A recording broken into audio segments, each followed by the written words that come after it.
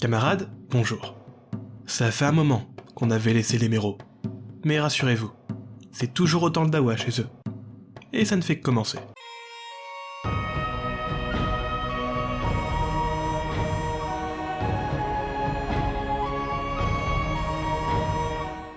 Il y a quelques mois, je vous avais laissé avec la mort de Clovis. Après environ 30 ans de règne, il avait réussi à unifier les Gaules et une partie de la Germanie sous le Regnum Francorum. Mais maintenant qu'il est plus là, Clovis, il advient quoi de son œuvre? Rappelez-vous, des enfants, on l'a vu ensemble, il en a 5. 4 fils et une fille. Le pouvoir, il va être pour qui?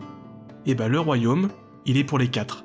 Ouais, désolé Clotilde Junior, il y a des projets pour toi, mais c'est pas cela. On y reviendra, et assez vite. Par contre, pour les 4, sur le papier c'est plutôt simple. Pas question de favoriser qui que ce soit en fonction de sa mère ou de son âge. Thierry, Clodomir, Childebert et Clotaire se partagent alors le regnum.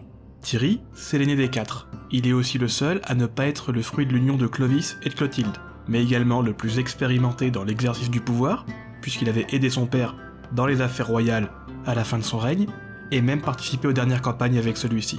Thierry a alors une 20aine d'années, et au moment du partage, il hérite alors de la zone rhénane, le territoire le plus vaste mais aussi peut-être le plus compliqué à administrer, et son domaine comportait alors des villes comme Mayence, Cologne, Bâle, Châlons, et bien sûr, sa future capitale, Reims. Pour Clodomir, l'aîné des enfants de Clotilde, lui, il y a un peu moins de terre. Il chope la partie occidentale du Regnum sur une zone comprenant des cités comme Sens, Troyes, Chartres, Angers, Nantes, et aussi sa nouvelle capitale, Orléans. Quant à Childebert, il a une zone qui est plutôt proche de la Manche, allant de la Somme à l'Armorique en théorie, puisqu'on rappelle que les Bretons avaient, en échange d'exonération d'impôts, plus ou moins accepté d'entrer dans le Regnum, et du coup, règne alors sur les cités de Rouen, d'Amiens, du Mans et de Paris, qui sera sa capitale. Quant au dernier, Clotaire, sa zone est peut-être la plus petite, mais correspond plus ou moins historiquement au vieux territoire franc. Elle est chargée de symboles, avec des villes qui doivent vous rappeler des choses, notamment le début de la chaîne, comme Tournai, Cambrai, et bien sûr, Soissons, qui sera sa capitale. Une fois ce partage fait, il restait encore une zone à partager, et là c'était un poil plus compliqué. C'était la dernière conquête franque, il y a plein de Visigoths, il y a quasiment pas de Nicéens, et un seul homme pour gérer tout ça, c'est beaucoup. C'est l'Aquitaine. Je sais même pas où ça se trouve, moi, l'Aquitaine. Aquitaine, comment vous dire, c'est... Vous voyez l'Armorique? Non. Agaromnia? Non. Burdigala? Non plus. L'Aquitaine est donc partagée elle aussi en 4, mais on connaît véritablement que 2 zones. Celle de Thierry, qui grosso modo chope une sorte d'Auvergne sous stéroïde, comprenant Clermont, mais aussi le Puy, Rodez, Cahors, et celle de Clodomir, qui est probablement la plus avantageuse parce que c'est le seul à avoir une zone d'Aquitaine qui est frontalière à son royaume de base, et correspond alors au sud de la Loire, avec Bourges, Poitiers, Limoges et Tours. Enfin, pour Clotaire et Childebert, là, on n'en a aucune idée. Jean Euclin estime que le plus vraisemblable ait été une sorte de bande côtière comprenant le golfe de Gascogne pour Childebert, allant de Saintes à Bordeaux, et du coup, le reste de l'Aquitaine pour Clotaire, avec Angoulême, Périgueux, ou encore l'ancienne capitale wisigothe, Toulouse. Bien que, je vous l'accorde sur la carte comme ça, le partage il a l'air assez what the fuck, il est pas si chelou que ça. En fait, la division du Regnum sera même monnaie courante pour toute la période mérovingienne, il sera réunifié que 2 fois pour toute cette époque. Et bien que divisé en 4 royaumes, l'unité du monde franc et donc du Regnum n'est pas finie pour autant. Et ça, on va le voir très vite. Les 4 frères, ils vont œuvrer de concert pour continuer le job de papa. Bien que divisé, si cette unité n'est pas terminée, c'est parce que pour les Francs, cette notion, ce territoire de Regnum Francorum, n'est pas indissociable de plusieurs souverains. Chacun règne chez soi, certes, mais ils forment un tout, ils forment le royaume des Francs. Pour aller dans ce sens, par exemple, on peut voir que chacune des capitales des 4 royaumes, à savoir Reims, Orléans, Soissons et Paris, sont toutes symboliquement fortes pour les Francs d'une manière ou d'une autre, et sont aussi toutes relativement proches les unes des autres afin de forcer les fils de Clovis à collaborer et à montrer une certaine unité. Puisque pour les Francs, c'est cette unité qui est importante.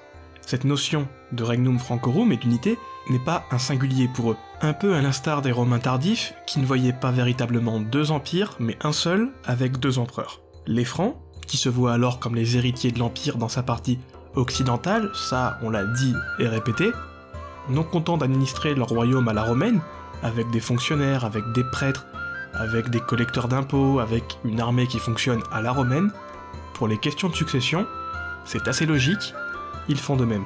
Pour eux donc, comme le proposent alors de nombreux historiens, comme Karl Ferdinand Werner ou encore Walter Goffard, il ne faut pas donc y voir une sorte de tradition barbare du partage du royaume, comme décrite pendant des années pour montrer un peu le symbole de l'arriération mérovingienne et des royaumes barbares, mais plutôt une volonté de ces derniers de s'inscrire une fois de plus dans l'héritage romain. Ainsi, peu importe le nombre de rois ou de partages, le Regnum Francorum reste un ensemble de territoires sous contrôle franc, voulant ainsi calquer une sorte de tétrarchie romaine. En revanche, là où on peut y voir un certain apport franc, puisqu'il y en a, et que le Regnum semble être considéré alors non pas comme une entité territoriale publique, comme ce serait le cas dans l'Empire, mais plutôt comme relevant du patrimoine privé du roi décédé. Je comprends rien, moi, encore. Moi, je vais rentrer chez moi. Bon, au bout d'un moment, c'est vexant. Je bite une phrase sur deux. Non, mais attendez, expliquez-nous. Concrètement, et pour pas vous perdre, le fait que le royaume de Clovis est partagé en plusieurs entités, ça, c'est une volonté de s'inscrire dans un héritage romain. En revanche, le fait que ce soit ses fils, et seulement ses fils, qui héritent et qui sont en capacité de le faire, ben ça, c'est l'apport franc. Le royaume est donc considéré comme un des biens privés du père, au même titre que son argent, que sa vaisselle, ses maisons, ses chevaux, ses grolles, ce que vous voulez. Et du coup, il n'y a que ses enfants qui sont des héritiers légitimes dans ses revendications. Et le royaume est donc partagé en 4 parts égales. Mais bon, outre ces théories politiques assez compliquées, je veux bien vous l'accorder, vers 515, il y a une autre menace qui commence à voir le jour. Et d'après les sources, ce serait plus ou moins des Danois. Ces Danois seraient alors conduits par un certain Clokileik, d'après Grégoire, ou encore Ugleikir dans les sources norroises, et auraient alors attaqué le royaume de Thierry. Bon, en vrai, on sait pas trop qui c'est Ségus, c'est pour ça que je vous mets Danois entre guillemets, puisque c'est assez flou. Les sources principales, qui sont en fait 2, mais vous allez voir, il n'y en a vraiment qu'une qu'on peut vraiment prendre sérieusement, donc cette source principale, qui parle de cette attaque, c'est la Gesta Regum Francorum, à savoir la geste des rois francs, qui est une chronique du 8e siècle, et donc bien postérieure aux événements, et qui en plus est une sorte de réécriture des travaux de Grégoire. Du coup, niveau fiabilité, c'est pas ça. On va aller déjeuner, hein ? Et vous nous raconterez la nouvelle version à table. Mais bon, fiabilité ou pas, cette source nous parle alors de Goths de Scandinavie, ce qui correspond du coup plus ou moins à des Gètes. Mais c'est très léger. Et l'autre source, que du coup, personnellement je prends moins sérieusement, je pense que vous serez d'accord avec moi, n'est carrément pas plus aiguillante sur ces gus-là, puisqu'il s'agit du poème de Beowulf, et nous raconte alors les événements de ce héros, et surtout avec l'aide de son oncle, Ugleikir, aurait fait des raids en Frise, et se serait fait rétamer la gueule par les locaux. Bref, dans les faits, ou plus ou moins dans ce qu'on nous retranscrit comme les faits, ces proto-vikings auraient alors ravagé la côte nord du royaume de Reims, et capturé évidemment des locaux, histoire d'en tirer une rançon ou d'en faire de l'esclave, on sait pas trop, et surtout, looter tout ce qui était possible. Thierry, qui a quand même besoin d'un symbole fort puisqu'il vient à peine de monter sur le trône, voit alors ça comme une occasion de montrer un peu ce que son fiston a dans le ventre, et du coup, il envoie ce dernier, avec une armée, pour sauver les citoyens en détresse. Ce fiston, c'est Théodebert. Ouais, je sais, ce genre de prénom, ça vous avait manqué. Inutile de me remercier. Mais bon, Théodebert défait alors une première fois ses proto-vikings, et tue Ugleikir dans la foulée, puis continue sa poursuite, arrive à choper les derniers Danois, leur flanque une bonne raclée, récupère le loot, et sauve les sujets en détresse. C'est donc une mission accomplie pour le jeune fiston. Par contre, faut dire que si Thierry envoie son fiston combattre les Danois en vacances, il y a certes une volonté de voir un peu ce que le gamin a dans le bide, mais c'est surtout parce que lui, il commence déjà aussi à être occupé. À la mort de Clovis, il y a un autre problème qui voit le jour chez lui. Enfin plutôt, qui revoit le jour. Les Thuringiens. Pourquoi, quand il arrive quelque chose, faut-il que ce soit toujours vous trois ? Et oui, encore eux, je sais. Mais cette fois, même si c'est un problème, c'est pas directement un problème. Je vous explique. Pour simplifier, et afin d'éviter de refaire tout le drama familial de la famille thuringienne raconté par Grégoire Gossip de Tours, un des prétendants au trône, un certain Hermanfrid, tue alors un de ses frangins pour récupérer son royaume, sur les demandes assez insistantes de sa femme. Sauf que, une fois qu'il est mort le dit frangin, ça lui suffit pas à cette reine. Et du coup, elle voudrait bien récupérer aussi la partie du royaume détenue par le dernier des 3 frères, et pousse alors son nigo de mari à tuer le deuxième. Herman, bien que nigo, il le sait, il va pas pouvoir la jouer si fine, il a déjà fait un parricide, en commettre un autre, ça va être plutôt compliqué. Faut dire que il le voit venir maintenant le coup, le frangin. Et du coup, la seule solution qui lui reste va être une guerre ouverte. Mais pour ça, il n'y a pas 36 solutions, il va avoir besoin d'un allié. Il appelle donc son voisin, Thierry, pour avoir du renfort dans ce futur conflit. Alors Thierry, forcément, au départ, il n'a pas grand chose à foutre de cette crise thuringienne. Sauf que Herman, il est prêt à tout pour tuer son frangin. Ou surtout, il est plutôt prêt à tout pour être tranquille à la maison et éviter que ça gueule. Et du coup, il propose un accord à Thierry. Si ce dernier veut bien l'aider dans sa guerre, ils feront 50-50 du royaume thuringien. Et là, Thierry, forcément, il est chaud. Ça lui plaît, et il accepte. Pour ce qui est de la campagne en elle-même, encore une fois, vous commencez à voir le tableau, on n'en sait pas grand-chose. Grégoire la résume très brièvement, on sait juste que Thierry et Herman se rejoignent, ils roulent sur le frangin en question, le butent dans la foulée, et le tout est bâclé dans environ 2 lignes chez Grégoire de Tours.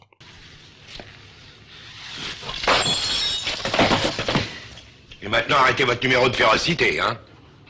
Par contre, là où va y avoir le petit tournant justement de cette affaire qui va faire que Thierry est assez occupé dans ces années-là, c'est que Herman, alors peut-être sous l'impulsion de sa gonze, encore, ou du moins qu'il lui avait pas demandé l'autorisation avant, ce serait plutôt logique, ne respecte pas sa part du marché quand Thierry vient réclamer son dû, et Thierry, il se fait ghoster. N'est-ce pas? C'est non. Pendant ce temps, oui, parce qu'il n'y a pas que chez Thierry qui se passe des trucs, il y a 4 royaumes en tout. Dans ces années 515-516, il y a un autre changement assez conséquent qui voit le jour. Et celui-là, il est pas chez les Francs, il est chez les Burgondes. Gondebaud est mort. Pas d'une mort violente, ce qui est assez rare pour être souligné pour une fois dans mes vidéos, mais de sa belle mort, et laisse derrière lui 2 fils en âge de régner. Gondomar, un arien comme lui, mais surtout son aîné, Sigismond, qui est 2 fois nicéenne, comme les Francs. Des 2, c'est donc l'aîné, Sigismond, qui va prendre le trône à la suite de son père. Maintenant que le roi Burgonde partage la même foi que les Francs, on pourrait croire que celui-ci va devenir allié avec les enfants de Clovis. Ce serait assez logique. Eh ben non, justement. On l'avait vu ensemble dans une vidéo il y a quelques mois. Le roi des Ostrogoths, Théodoric, celui qui se fait appeler le Grand mais qui sait pas choisir des prénoms pour ses gamins, avait fait une politique de mariage avec tous les grands et puissants de l'Europe occidentale de l'époque. Francs, Burgondes, Visigoths, Thuringiens et même Vandales. Et du coup, il y a une de ces gamines, Ostrogotho, qui est mariée avec Sigismond, et ensemble, ils ont eu un fils, Sigéric. Alors si Gondebaud avait des tensions avec les Ostrogoths, et surtout depuis la question provençale, où Théodoric avait retourné sa veste au dernier moment contre son allié wisigoth pour choper au KLM la Provence au dépit des Burgondes, Sigismond, lui, préfère se rapprocher du pouvoir italien. Théodoric, ça reste beau papa, et au moins le sien de royaume pour le moment n'est pas divisé. Mais bon, il a été à bonne école, il se rapproche des Ostrogoths tout en ménageant les Francs. On se rappelle que le Burgonde, son truc c'est de jouer sur tous les tableaux. Et du coup, il propose sa fille Suavgoth en mariage à l'aîné des fils de Clovis, Thierry, et ce dernier, qui n'avait rien d'autre à faire, accepte. Pensant alors avoir fait un move de ouf et s'être assuré de l'alliance de tout le monde, Sigismond a quand même zappé un truc. Enfin, 2 trucs, mais le deuxième on le verra un peu plus tard. Le premier c'est que, quand sa femme meurt, qu'est-ce qu'il fait ? Il en prend une autre de femme, et l'heureuse élue serait apparemment la servante de sa femme, ce qui, évidemment, n'est pas du goût de tout le monde, surtout de son fils. Alors finalement, c'est cette petite bonne que vous avez épousée. Pensez non. Mes parents ont été obligés de la foutre à la porte. Elle était voleuse. Ça, les Bretonnes. Puis en plus, elle m'avait filé la ch'touille. Sigéric ne peut pas, mais alors vraiment pas, piffer sa belle-mère. Et ce non-amour est plutôt réciproque. Chacun y va de sa petite pique et de sa provocation envers l'autre, jusqu'à ce que, pour un repas de famille assez random pendant une fête, peut-être Noël, on approche des fêtes de fin d'année, Sigéric voit sa belle Doche dans les fringues de sa maman. Et là, il pète un câble. Il la traite de tous les noms et en est presque à venir aux mains. Ce qui permet alors à cette illustre inconnue, devenue reine des Burgondes, de monter le père contre le fils. Celle-ci arrive à convaincre alors Sigismond que Sigaric prépare un coup contre lui, et que pour ça, ce dernier n'hésiterait pas à se rapprocher de son grand-père, Théodoric, qui lorgne sur le royaume burgonde depuis toujours en fait. Vers 522, Sigismond fait alors assassiner son fils, sur les conseils assez avisés de sa femme, vous le reconnaîtrez, et se prend alors un retour de bâton assez violent. Sigismond perd le soutien populaire. C'est vrai que le parricide, chez les Burgondes, c'est assez commun, mais là c'est quand même assez moche. Sigismond, se rendant compte alors de ce qu'il vient de faire, d'après Grégoire, serait tellement épris de remords qu'il décide de partir s'exiler dans un monastère. J'assume pleinement la responsabilité de cet échec et j'en tire les conclusions en me retirant de la vie politique. Le contexte politique burgonde est donc dans un sacré état. Tactiquement, Sigismond est toujours roi, mais il s'occupe de plus rien. Et c'est à ce moment que Clotilde décide alors de dépoussiérer une vieille tradition germanique propre aux Francs, aux Lombards, aux Goths, aux Burgondes, aux Suèves, à tous les peuples germains du Haut Moyen-Âge, grosso modo, et qui va foutre un bordel monstre pour toute la période mérovingienne à venir, la Fade. La quoi? Ça ne vous arrive donc jamais de lire? Bah grosso modo, c'est une vendetta, mais en version un peu plus alto-médiévale. Ça permet à une famille, mais plus généralement on va le voir à un clan d'une famille, de se venger d'une autre famille, ou comme ici, d'un autre clan de cette même famille. Et le tout à grands coups de hache, tonsure, d'écartèlement, meurtre d'enfants, viol, et de plein d'autres joyeusetés. Et ça, pour des années à venir, voire des décennies si nécessaire, en fait, juste à ce que la partie d'en face soit anéantie. Et vous allez voir, quand on va parler de la Fade royale entre deux des reines mérovingiennes les plus emblématiques de la période, c'est vraiment un joyeux bordel. Mais là, c'est quand même un peu plus calme. Un peu comme si l'histoire voudrait nous présenter un peu ce que c'est que la Fade, et serait gentille avec nous pour celle-ci. Clotilde profite alors de ce flou politique pour déclencher cette Fade contre la monarchie burgonde. Puisque rappelez-vous, techniquement, Clotilde et Sigismond sont de la même famille. Clotilde, c'est la nièce de Gondebaud. Et ce dernier avait massacré toute sa famille et celle de son oncle accessoirement. Elle profite alors du flou dans lequel le royaume se trouve en ce moment, mais aussi du fait que ses gosses font quand même de bons fils à maman, et surtout que maintenant, c'est elle qui a les rênes puisque Clovis, il est plus là pour l'en empêcher, pour se venger. Gondebaud étant mort, Sigismond et Gondomar sont donc les deux derniers qui restent, et c'est eux qui vont devoir payer les pots cassés. Cette Fade inclut alors forcément tous les enfants de Clovis et de Clotilde, Clotaire, Childebert, et son aîné qui prendra le commandement des troupes, Clodomir. Et oui, c'est là qu'est le deuxième truc que Sigismond n'avait pas vu venir. Thierry, c'est pas un fils de Clotilde, il n'est donc pas tenu à participer à la petite fête. Sigismond doit alors regretter d'avoir marié sa fille au mauvais fils de Clovis, et Clotilde doit jubiler. C'était une de mes plus brillantes idées.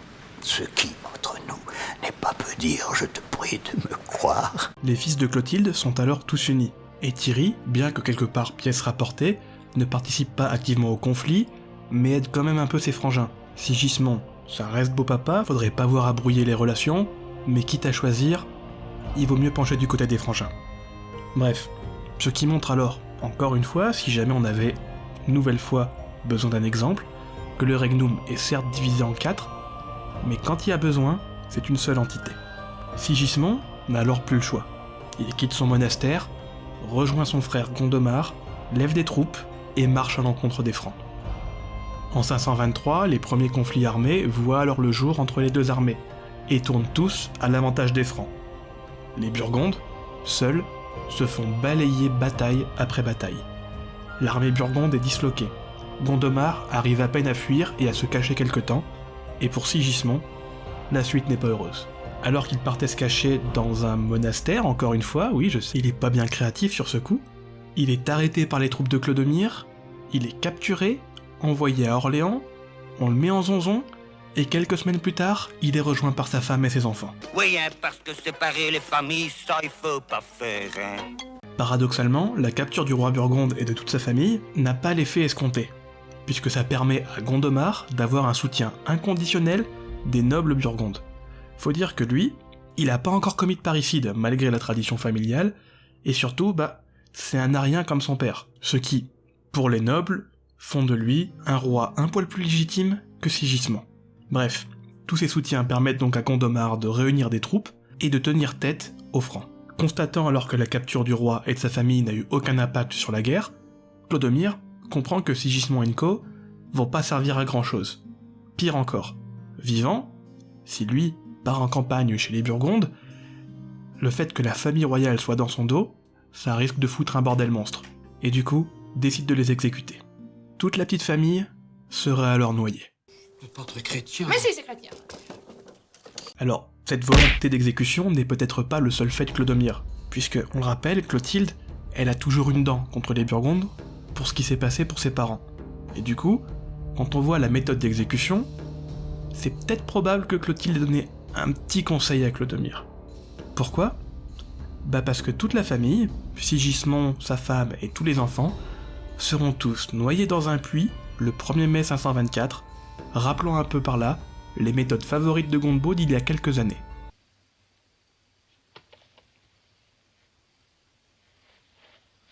Je critique pas le côté farce, mais pour le fair play, il y aurait quand même à dire. Maintenant que Sigismond est mort, il n'en reste alors plus qu'un. Gondomar, le dernier de la lignée et qui est maintenant couronné Gondomar III. Il a pas d'enfant et il est pas marié. S'il meurt, c'est la fin. Ça sent donc tout bon pour les Francs. Et en juin 524, le 25, pour être tout à fait précis, l'armée franque et burgonde se font alors une nouvelle fois face à Vézeronce, tout près de Vienne. Comme à l'habitude, la bataille tourne alors à l'avantage des Francs. Les Burgondes sont une nouvelle fois en déroute. Et c'est à ce moment que Clodomir, avec une véritable envie d'en finir une fois pour toutes avec la monarchie burgonde, se lance alors à la poursuite des fuyards, et surtout de Gondomar. Au cours de sa folle chevauchée, Clodomir tombe alors sur un autre groupe de cavaliers. Il les entend un peu baragouiner, et pense tout de suite à d'autres cavaliers francs, qui eux aussi seraient à la poursuite des Burgondes. Il se rapproche d'eux, et là, c'est pas en francs qu'il causait. Hey, vous avez une idée de qui c'est, tous ces loustiques ? Je suis pas sûr. Le peu que je les ai entendus baragouiner, j'ai l'impression que c'est des Germains, mec. J'aurais eu des Visigoths, moi. Ces cavaliers étaient en fait des Burgondes, en train de se regrouper pour préparer une contre-offensive. Seul, Clodomir est alors capturé, exécuté et décapité dans la foulée. Les Burgondes y serrent alors la tête du jeune roi sur une pique et l'exposent à tous sur le champ de bataille. Devant un tel spectacle, les Francs se ressaisissent alors et exterminent les derniers Burgondes de manière beaucoup plus sérieuse sans partir à se beul dans les champs. Mais c'est trop tard. Clodomir est mort, Gondomar a pris la fuite et la guerre va devoir continuer. La mort prématurée de Clodomir entraîne alors de graves conséquences. Non seulement la guerre avec les Burgondes continue, mais en plus, chez les Francs, va y avoir des tensions. Clotaire fait le premier move. Il épouse Gondioque, la veuve de Clodomir, quelques jours après la mort de ce dernier, pour s'assurer de respecter une période de veuvage, mais surtout de s'assurer de l'héritage de son frère, alors que lui, il est déjà marié. Mais qu'est-ce que ça peut bien lui foutre au peuple que je change de femme ? Je lui demande quelque chose, moi, au peuple ? Non, alors il s'occupe de ses miches. Sire, vous ne pouvez pas dire ça. Vous êtes tenu de donner l'exemple. Quant au royaume de Clodomir, là encore, une nouvelle fois, il est partagé. Il a 3 fils, il est donc partagé en 3. Mais les 3 en question, ce ne sont pas ses fils, mais ses frères. Thierry récupère grosso modo la zone de Auxerre, Sens et Troyes, Clotaire, Poitiers et de Tours, quant à Childebert, Orléans, Angers et Chartres. Clodomir, qui avait pourtant 3 fils, on l'a dit, Théodovald, 10 ans, Gonthaire, 7 ans et Clodoald, 2 ans, voit alors son royaume dépossédé de sa descendance. Suivant la logique romano-franque mise en place après Clovis, il y a même pas quelques années, ça devrait être frais dans la mémoire de 3 frères, le royaume aurait dû revenir aux gamins de Clodomir. Mais c'était sans compter sur les volontés royales des 3 frères, justement. Les petits princes sont alors conduits dans un premier temps auprès de leur grand-mère, Clotilde, qui loge à Paris en ce moment, jusqu'à ce qu'ils reçoivent une visite à l'improviste de 2 de leurs oncles, avec dans une de leurs mains une paire de ciseaux et dans l'autre un couteau. Mais ça, c'est pour une prochaine fois. Merci de m'avoir suivi dans ce petit retour aux sources. Ça fait un moment qu'on les avait laissés de côté, les méros. J'espère que ça vous a fait plaisir de les retrouver. J'espère aussi que ça a fait un peu de bien à tout le monde, hein, que ça a fait un peu souffler la chaîne, vous et moi surtout. Et surtout que ça vous a plu. Et ça fait beaucoup de fois surtout. Mais bon, c'est pas grave, les répétitions, vous commencez à me connaître maintenant. Alors cette vidéo, elle était un peu spéciale pour plusieurs raisons. Déjà, parce qu'à l'heure où je la sors, on a dépassé les 4000 heures de vues sur la chaîne. Ce qui est juste monstrueux. Alors merci à vous, vraiment. Ensuite, parce que vous l'avez peut-être remarqué ou suivi via les réseaux, mais j'ai eu une galère monstre avec celle-là. Déjà, pour commencer, ça fait plaisir, c'était pas cette vidéo qui était prévue. À la base, je devais parler d'un sujet qui est pourtant emblématique de cette période que j'étudie, courant 5e, 11e siècle, et qui pourtant, j'ai pas encore abordé. Alors j'avais fait un script, j'avais fini la recherche icono, fini la carto, et j'avais même des premiers rushs de tournage, mais je sais pas pourquoi. Ça m'a pas plu et j'ai préféré tout reprendre de zéro et partir sur un autre sujet. Ça a été les méros. Et là encore, ça n'a pas été aussi simple. Déjà, le montage m'a claqué 2 fois dans les pattes. J'ai donc dû tout reprendre à zéro plusieurs fois. Et puis, rajoute à ça que mon icono sur les méros, que j'avais précieusement accumulé depuis presque un an maintenant, a mystérieusement disparu de mon PC, je sais pas trop ce que c'est que ce bug, c'est sûrement la matrice ou Skynet encore, enfin bon, la machine quoi. Mais elle a disparu, donc plus d'icono, plus de carto, plus rien, a fallu tout refaire, a fallu refaire les cartes aussi. C'est pour ça que les cartes sont un poil plus différentes, mais j'espère qu'elles vous plaisent. Et tout ça, avec environ un mois de délai comme d'habitude. Voilà un peu les raisons du pourquoi cette vidéo sera en 4e semaine de novembre et pas en 3e comme d'habitude. Galère, mais j'espère que ça vous a plu quand même. Voilà, je crois que c'est à peu près tout pour ce mois. De mon côté, je bosse toujours sur cette facecam, je suis en train d'accumuler un petit peu de matériel, lumière, caméra, trépied, enfin, tout ce qu'il faut pour avoir un rendu assez propre dès que j'en fais. Donc soyez patients, ça arrive bientôt. Sinon c'est tout pour le moment, pas bien grand chose de neuf. Un énorme merci aux Utipeurs, t'es officiellement le premier mécène de ma chaîne, donc un grand merci à toi. Si vous aussi, vous voulez m'aider dans cette aventure et que ça vous ferait plaisir, mais surtout que ça vous ferait pas défaut, vous êtes plus que les bienvenus. Les liens Utip et Tipeee sont en description. Un grand merci à vous, vraiment. Voilà, c'est tout pour moi pour aujourd'hui. Si j'ai oublié quelque chose, je vous contacte sur les réseaux comme d'habitude.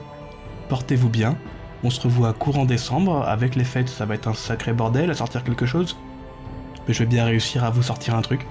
Je vous promets rien, mais j'ai encore pas raté le coche d'un mois, on va pas commencer tout de suite. Allez, prenez soin de vous, à la prochaine, le bisou.